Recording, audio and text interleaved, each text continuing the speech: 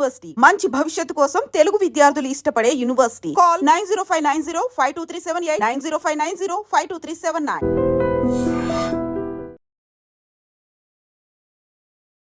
నమస్కారం, welcome to I dream. ధర్మ మార్గం విత్ విజిత కార్యక్రమానికి స్వాగతం.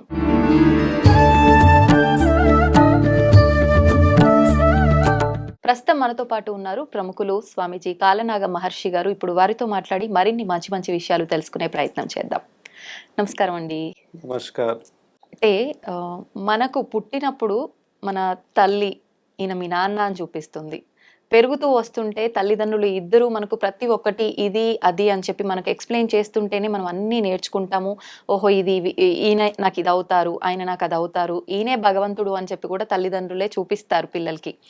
అసలు నిజంగా భగవంతుడు మనకు ఎలా పరిచయం అయ్యాడు, ఎవరు మనకు పరిచయం చేశారు, అసలు భగవంతుడు అంటే ఎవరు అంటే ఏం చెప్తారు?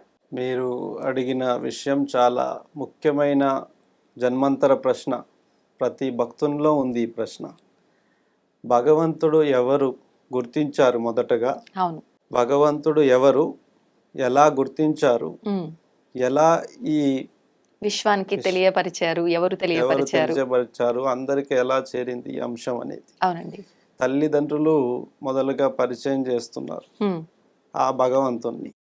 మరి ఆ భగవంతుణ్ణి తెలుసుకోవాలని ప్రతి ఒక్కరికి కోరిక, ఆశతో ఎన్నో గ్రంథాలు, ఎన్నో విశేషమైనటువంటి ఆ పూర్వ కథాంశాలన్నీ చదువుతున్నారు. చదివేసి కనిపెట్టాలి భగవంతుని, మేము కూడా కనిపెట్టాలి.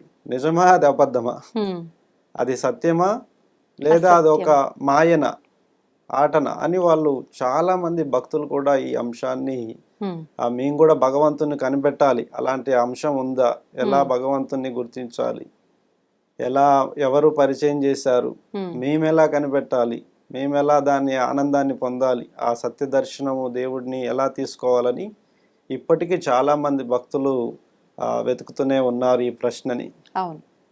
ఈ ప్రశ్నని మీరు ఎంచుకున్నందుకు చాలా ముఖ్యమైన అందరి తరపున ధన్యవాదాలు తెలుపుతున్నా. ఈ మొదటగా స్వామివారిని నమస్కరిస్తాం. అలాగే.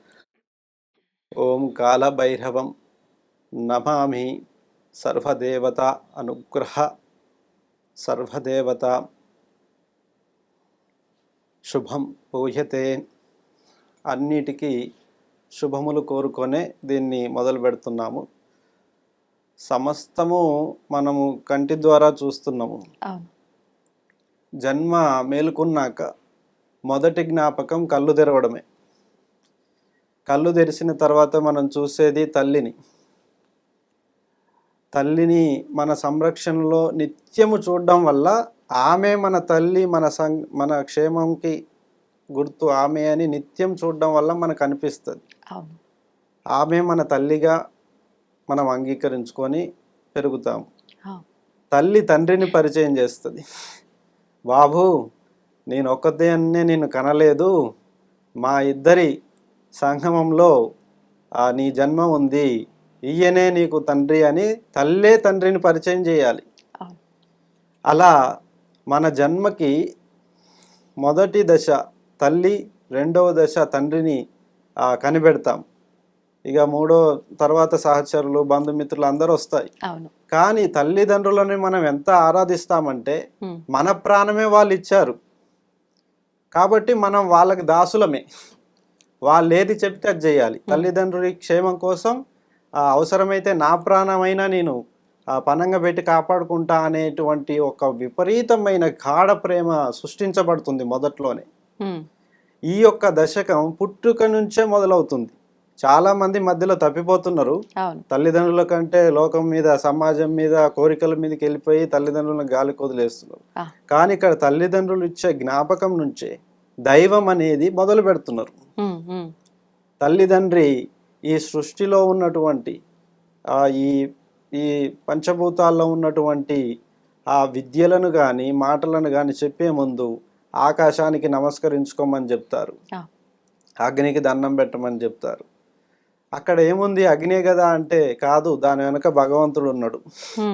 అర్థమైందా? దాని వెనక భగవంతుడు ఉన్నాడు. ఇగో ఈ దేవాలయంలో శివుడు ఉన్నాడు, ఈ దేవాలయంలో అమ్మవారు ఉంది, మరి అక్కడ దేవుళ్ళు ఎవరు కనిపిస్తలేదు కదా అంటే, లేదు, దాని వెనక భగవంతుడు ఉన్నాడు. ఆ, ప్రతి పదార్థం వెనక భగవంతుడు ఉన్నాడని తల్లే నేర్పుతుంది మొదటగా. అవును. మనకి ఏ గురువు సమాజంని పరిచయం లేక మునిపే ఉమ్, ఉమ్, తల్లే స్వయంగా ఈ యొక్క అధికారాన్ని తీసుకొని, ఉమ్, ఇగో భగవంతుడు ఇక్కడ ఉన్నాడు, అక్కడ ఉన్నాడు, ఇగో శాస్త్రాల్లో ఉన్నాడు, ఇగో ప్రజల్లో ఉన్నాడు, ఇగో మంచిలో ఉన్నాడు, చెడులో ఉన్నాడు అని ఒక తల్లి తండ్రి మాత్రమే మొదలుగా ఆ యొక్క ఆచరణ, ఆ కనువిప్పు కలిగిన శిశువుకి, ప్రాణం పోసిన శిశువుకి వారే నేర్పుతున్నారు. అవును. అలా ప్రతి ఇంట్లో ఆ తల్లి ఆ బాధ్యత తీసుకొని భగవంతుని పరిచయం చేస్తుంది. ఉమ్, ఇప్పుడు ఇదే ప్రశ్న ఉమ్, అందరికీ ఉంది. అవును. మీరు అడిగిన ప్రశ్నే భక్తులందరికీ ఉంది. భగవంతుణ్ణి ఎవరు పరిచయం చేశారు? అంతటి శక్తి మొదల ఎవరికి వచ్చింది? ఉమ్, అసలు ఇంతమంది ఉన్నారు. ఈ యొక్క భగవంతుణ్ణి వీళ్ళు ఎలా కనుగొన్నారు? అది ఎలా సాధ్యమైంది ఉన్నాడని? ఉమ్, మహిమలైతే జరుగుతున్నాయి, కానీ మరి భగవంతుడు ఎలా పరిచయం అని ఈ చరిత్రని మనం తీసుకుంటే గనక ఉమ్, కొన్ని వందలు వేల సంవత్సరాలకు ప్రయాణం మానవాళి యొక్క మొదటి క్రమం నుంచి వెతుక్కోవాల్సి వస్తుంది ఇప్పుడు ఈరోజు. ఓకే. ఆ మొదటి క్రమము యుగాలు యుగాలు నడుస్తుంది. ఇది ఉమ్, యుగాలు యుగాలుగా మానవులు భగవంతుణ్ణి పూజిస్తున్నారు. ఉమ్, కొద్ది మంది మాత్రమే దేవుణ్ణి దర్శనం, సత్య దర్శనం చేస్తున్నారు. మిగతా వాళ్ళంతా ఇది మూఢం అనుకోవడం, భ్రాంతి అనుకోవడం, అవును. ఇదంతా ఒక కళ, ఇది నిజమో అబద్ధమో అని ఎన్నో కథాంశాలు మనం చూస్తున్నాం. ఇక్కడ భగవంతుణ్ణి పరిచయం చేసిన వారు ఉమ్, ఎవరు అని అంటే, మనందరికీ తెలిసిన మూలం వెతుక్కుంటే గనక మనకు ఋషులు, ప్రాచీన కాలంలో ఉన్న ఋషుల పేరు అనేది మనకి చివరిగా గుర్తొస్తుంది. ఓకే. ఋషులు మనకి వాళ్ళు ఏ విధంగా భగవంతుణ్ణి కనుగొన్నారు ఈ యొక్క భూమి ప్రాంతంలో అంటే, ఉమ్, ఋషులు నిత్యం యజ్ఞం చేస్తుంటారు. అలాగే నిత్యము నదులు ఎక్కడైతే పారుతుంటాయో అవును. అక్కడనే నివాసం ఏర్పరచుకుంటారు. ఉమ్, నిత్య యజ్ఞ హోమాలు చేస్తుంటారు. అగ్ని, నీరు, గాలి, వీటిని కంట్రోలైజేషన్ పవర్ని వాళ్ళు అనుసరిస్తూ వెళ్ళగా, ఎంత తెలివి కలిగిన వాడైనా సరే ఓ చివరంచుకు పోయి ఆగిపోవడమే ఉమ్, జరుగుతుంది.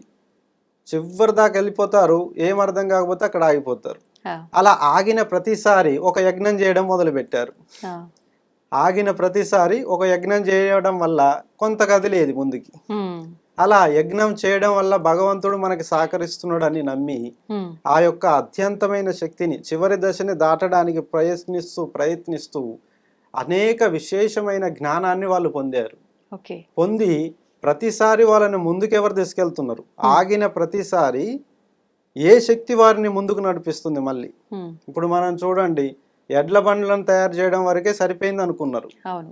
కానీ ఆగిన తర్వాత కొంతకాలానికి ఒకరు వచ్చి ఆ కార్ని కనిపెట్టారు, వీల్ కార్ని. ఉమ్, కార్ తర్వాత అక్కడే ఆగిపోయారు చాలామంది. తర్వాత ఇంకొక వ్యక్తి ఆలోచించి చివరి దశన ఆగిపోయిన తరుణంలో ఇంకో వ్యక్తి వచ్చి ఏరోప్లేన్ కనిపెట్టారు. ఏరోప్లేన్తోనే ఆగిపోలేదు, మళ్ళీ రాకెట్ లాంచర్ కూడా మొదలుపెట్టారు. ఇప్పుడు కూడా ఆగుతుంది. అంతరిక్ష ప్రయాణం ఉందా లేదా మానవాళికని. ఉమ్, అలా ప్రతి ఒక్కరూ మేధావులుగా మారడానికి భగవంతుడే సహకారం చేస్తున్నాడు. అలాగే చివరి దశలో ఉన్న వారికి కూడా ఉమ్, ఈ జ్ఞాత్రం తెరవబడి వారికి ఏదో శక్తి అతీతంగా వచ్చి వారిని ముందుకు తీసుకెళ్లడం, అలాగే డెవలప్ చేసి మళ్ళొక యుగాన్ని ఆనంద పెట్టడం అనేది జరుగుతుంది. ఓకే. ఏ యుగంలో వ్యక్తులు కానీ ప్రజలు కానీ ఆనందంగా లేకుండా ఎవరున్నారు? అందరూ ఆనందంగా ఉన్నారు. ఈ భూమి మీద పుట్టిన ప్రతి ఒక్కరూ కష్టాన్ని చూస్తున్నారు, ఆనందాన్ని కూడా చూస్తున్నారు. అవును. కానీ నిజం తెలుసుకొని వాళ్ళ సంఖ్య ఎక్కువ ఉంది. ఏ నిజం? భగవంతుణ్ణి ఎలా గుర్తించాలి, ఆ, మనం ఎలా భాగస్వామ్యం అయ్యి ఉమ్, ఆ శక్తిని పొంది 10 మందికి మేలు చేయాలి ఉమ్, అనేటువంటి అంశం చాలా మందికి దొరకట్లేదు. ఉమ్, దొరకక ఎంతో మంది సిద్ధుల దగ్గర, వారి దగ్గర మంత్ర ఉపదేశాలు తీసుకుంటూ ఆ గురువులకి శిష్యులుగా చేరుకొని ఉమ్, అక్కడ ఉన్నటువంటి నిజంగా భగవంతుని చూడవచ్చా అనే కాంక్షతో శిష్యరికం తీసుకొని వేద పఠనం చేస్తూ అసలు ఎన్ని అంశాల్లో భగవంతుని కనిపెట్టొచ్చో అన్నీ వెతుకుతూనే ఉన్నారు. ఉమ్, అలా వెతుకుతూ ఆ ప్రయాణం యుగ యుగాలుగా మొదలవుతూ వస్తుంది. ఇప్పుడు మనం చెప్పుకున్నట్టుగానే ఋషులు, ఇంతటి విజ్ఞానంతో కూడినటువంటి ఋషులు, వాళ్ళు లాస్ట్గా ఒక రూపాన్ని ఫైండ్ అవుట్ చేస్తూ మనకి దేవాలయ నమూనాలను దించారు. అంటే ఇది కేవలము వెంటనే జరగలేదు. అనేక యజ్ఞాలు చేసి, అనేక ప్రయత్నాలు చేసి, మానవ దృక్పథాన్ని దాటించే శక్తిని వాళ్ళు కనుగొని అప్పుడు దేవాలయాన్ని ప్రతిష్టాన్ని నిర్వహించారు. అంత మునుపు వరకు ఈ భూమి మీద దేవాలయాలు ఎక్కడా లేవు. ఋషులు కైలాసం చుట్టూ ఎన్నో ప్రదక్షిణలు చేశారు. కైలాసంలో ఇప్పటికీ ఏ దేవాలయం ఉండదు, ఏ ఒక్క నమూనా ఉండదు. స్వయంగా వాళ్ళు అక్కడ నుంచి తపస్సులు యజ్ఞాలు చేసి చేసి అనేక ప్రయత్నాలను గెలిచి వాళ్ళు సాధించి మహిమలను చూపించి వాళ్ళు నిజగతిని, నిజ చరిత్రని మానవాళ్ళకి అందించారు. కాబట్టి ఇది నిజమైన దేవుడు ఉన్నాడని అందరూ నమ్మడానికి సాక్షిభూతంగా నిలిచింది. ఇలా ఋషులు 12 జ్యోతిర్లింగాలను ప్రతిష్ఠించారు. ఇప్పుడు భగవంతుడు అంతటా వ్యాపించి ఉన్నాడు, విశ్వం అంతా ప్రతి ఒక్కరిలో ఉన్నాడు, ప్రతి వస్తువులో ఉన్నాడు, అంతటా ఉన్నాడు అంటారు. ఎందుకు ప్రత్యేకించి ఆలయమే నిర్మించాలి భగవంతుని పూజించటానికి? మనము మన శక్తి అంతా కూడాను ఒక అనుసాంద్రత మీద ఆధారపడి ఉంది. మీ యొక్క బాడీలో అణువున స్పర్శ ఉంది. ఒక్క దగ్గర గిచ్చండి, వెంటనే మైండ్ రీడ్ అయిపోతుంది. అంటే మొత్తం అనుస్పర్శ ఉంది అని చెప్పడానికి ఆ చిన్న ఉదాహరణ చాలు. అణువును కదిలిస్తూ మనం తెలుసుకోవచ్చు అనే విజ్ఞానాన్ని భగవంతుడు స్వయంగా మనకి ఇచ్చాడు. మన బ్రెయిన్లో న్యూరాన్ సిస్టమ్ ఉంటుంది, న్యూరాన్ సెల్స్ అవి ఆటోమేటిక్ నేచర్ పైన పనిచేస్తుంటాయి. అంటే ప్రాణం మనదే అయినా కూడా ఈ ప్రాణానికి ఎటువంటి ఆలోచన ఇవ్వాలి, ఆ ఇచ్చిన ఆలోచనతో అతని ఉపయోగాలను ఎలా నిర్వహించాలి, అతను ఆలోచనలతో బాగుపడాలా లేదా అతని ఆలోచనతో పడి నాశనం కావాలా అనేది కూడా ఈ ఆటోమేటిక్ న్యూరాన్ సెల్స్ అనేవి ఆటోమేటిక్గా పనిచేస్తుంటాయి. న్యూరాన్స్. ఈ యొక్క దేహము ప్రోటాన్ లాంటిది. భౌతిక జగతి మొత్తం మన ప్రాణాన్ని అంటిపెట్టుకొని ఉన్నటువంటి వలయం. ఇక్కడ అణువుని కదిలించేటువంటి శక్తి ఉత్పాదన జరుగుతుంది. దీన్ని ఋషులు కనిపెట్టి ఈ అనుత్పాదక శక్తిని ఒక అతీతమైన శక్తి రుద్రుని ఋషులు రూపంలే. ఇప్పుడు ఋషులు దేవతారాధన ఎలా చేశారు? యజ్ఞాలు, హోమాలు, తపస్సులు, ధ్యానాలు ప్రతి అణువును వెతికి చేశారు. ఈ అణువును వెతికి చేశాక వారు ఈ అణువులను ఎలా ప్రేరేపించాలి, ఎలా కంట్రోల్ చేస్తూ మనం ఆనందాన్ని పొందాలి, ఎలాంటి ఉపయోగాలు ఎలాంటి నియమాలతో చేస్తే పనులు అవుతాయో వాళ్ళు కనిపెట్టి ఈ దేవాలయాలను వాళ్ళు ఆచరణలోకి తీసుకురావడం జరిగింది. అందులో చూస్తే ఇది ఇప్పుడు వచ్చేటువంటి మహాశివరాత్రి. అసలు చాలా మంది భక్తులకి శివుడికి రూపం ఉండదు, శివలింగమే ఉంటది. శివుణ్ణి చూడాలంటే శివలింగం రూపంనే. ఎందుకని లింగ రూపంలోనే ఆరాధించాలి శివుడిని? ఋషులు తీసుకున్నటువంటి దైవం నుంచి తీసుకున్నటువంటి గుర్తు అదే మనకి ఇవ్వగలిగింది. వారు ముల్లోకాలను విశ్వమంతట గణించిన తర్వాత వాళ్ళు దేవుణ్ణి చేరుకోవడానికి ఇచ్చినటువంటి లింగం శివలింగంగా పిలువబడుతుంది. అసలు శివుడి శివ అని కూడా పిలవరు. ఋషులు రుద్ర అని పిలుస్తారు. శివయ్యని ఋషులు రుద్రావతారంగా రుద్ర అని పిలుస్తారు. రుద్రునికి రుద్ర అంటే అనుపరమైనటువంటి లక్షణం కలిగిన వాడు అని అర్థం. అందుకే అణువున శివుడు ఉంటాడు, శివాజ్ఞ లేనిది చీమైనా గుట్టదంటారు. అణువున ఉన్నాడు కాబట్టి ఆయన రుద్ర అనని అతని పిలుస్తేవారు. ఇప్పుడు రుద్రుని నమక చమకాలు మనకు తీసుకుంటే గనక విశేషమైన రూపాలు ఉంటాయి. అంటే ఒక మనిషిలో ఈ శరీరంలో ఎన్ని గుణగణాలు ఉంటాయో అన్ని గుణగణాలను ధరించిన వాడు శివుడే అని ఋషులు ఎప్పుడో చెప్పారు. కానీ ఎంత చెయ్యాలో అంతే చెయ్యాలి, అతిగా చేసినా నష్టమే, అసలే చేయకపోయినా కూడా ఏ లాభం లేదు. అలా రుద్రుని శివలింగంగా మార్చినటువంటి ఆ లింగోద్భవ కాలమే మహాశివరాత్రి. ఋషులంతా కలిసి ఒక లింగాన్ని అణువున ఉద్భవించిన ఆ లింగాన్ని ఉమ్, వారు మహాశివరాత్రి కాలంగా పిలువబడ్డారు. ఓకే. మరి ఇప్పుడు ఆ రోజున మనందరం కూడా ఆ శివయ్యని ప్రసన్నం చేసుకోవాలంటే ఏం చేయాల్సి ఉంటుంది? అవును, మహాశివరాత్రి పర్వదినం అత్యంత అనుశక్తిని ఉద్భవించిన కాలంగా చెప్పబడతారు. అంటే మనలో కదలని అంశం ఏదైనా ఉంటే ఆ ఒక్క రోజు జాగరణ చేస్తే చాలు, ఉమ్, మనలో ఉన్న అంశం కదులుతుంది, ఎందుకని మన ప్రత్యేకించి కోరికలు ఆ రోజు నెరవేరుతాయి. జాగరణ విశిష్టత? ఆ జాగరణ మనము ఒక రోజు గనక నిద్రపోకుండా ఉంటే చాలా టైర్డ్ అయిపోతాం. అవును. మనలోని సంకల్పం నిజమైనదైతే ఉమ్, ఆ రోజంతా నిద్ర లేకుండా ఉండి కనిపెట్టవచ్చు, ఉమ్, దాని నుంచి కోరుకున్నది జరగవచ్చు. ఓకే. మనలోని అనుస్పాదక శక్తిని ఉమ్, భగవంతునిలో లయం చేసుకున్న నాడు తప్పకుండా దాని ఆజ్ఞ మనకు దొరుకుతుంది, వెంటనే మనకు పరిష్కారం తెలిసిపోద్ది. ఉమ్, అలా ఒకనాడు ఆ లింగోద్భవ కాలంలో జరిగేటువంటి ఆ సమయాన్ని శివరాత్రి రోజున గనక ఒకనాడు జాగరణ దీక్ష చేస్తే ఉమ్, వాళ్ళని కదిలించబడి వాళ్ళు కోరుకున్నవి జరుగుతుంది. ఓకే. ఒకరోజు శివయ్యతో ఉండి చూడు అని దాని అర్థం, ఉమ్, మేల్కొని. అంటే ఆయన నామస్మరణతో ఉండాలి ఆ నైట్ అంతా కూడా. ఆ నైట్ అంతా, ఆ రాత్రిని ఉమ్, చీకటి నుంచే మనకి ఆ నిద్ర నుంచి మొదలవుతుంది ఆ దశకం. ప్రతిరోజు ఎన్నో చూస్తుంటాం, అవును. కానీ చీకటిలోకి వెళ్ళిన మరుక్షణం అన్నీ మర్చిపోతాం. ఉమ్, మళ్ళీ కొత్త దశకం మొదలయ్యేది చీకటి నుండి. ఉమ్, ఉమ్, అందువల్ల ఏదైతే భారం అనుకుంటున్నారో, ఏదైతే శాపం అనుకుంటున్నారో, ఏదైతే తెలియదు అనుకుంటున్నారో అవన్నీ కదిలించబడే రాత్రి అది. ఉమ్, అందుకే యోగులు, మునులు, ఋషులు ఆ యొక్క శివరాత్రి రోజున జాగరణ దీక్షలు చేయడం విశేషంగా భక్తులకి అందరికీ తెలియవచ్చింది ఈ యొక్క మహత్యం. ఓకే. ఇప్పుడు ఆ రోజున జాగరణ ఒక్కటే కాదు, ఉపవాసం కూడా చేస్తూ ఉంటారు. కొంతమంది చెప్తారు ఉపవాసం అంటే దేవుడికి దగ్గరగా ఉండి ఆయన నామస్మరణ చేసుకుంటూ ఉండడం అని. మరి కొంతమంది అసలు ఏమీ తినకుండా ఉండటమే ఉపవాసం అంటారు. అసలు నిజమైన ఉపవాసం ఏంటి? ఆ రోజు ఏది ఆచరించాలి? ఆ రోజు ఉపవాసం అనే నియమం ఎలా ఉంది అంటే, మనలో తీవ్ర కాంక్ష ఉంటుంది.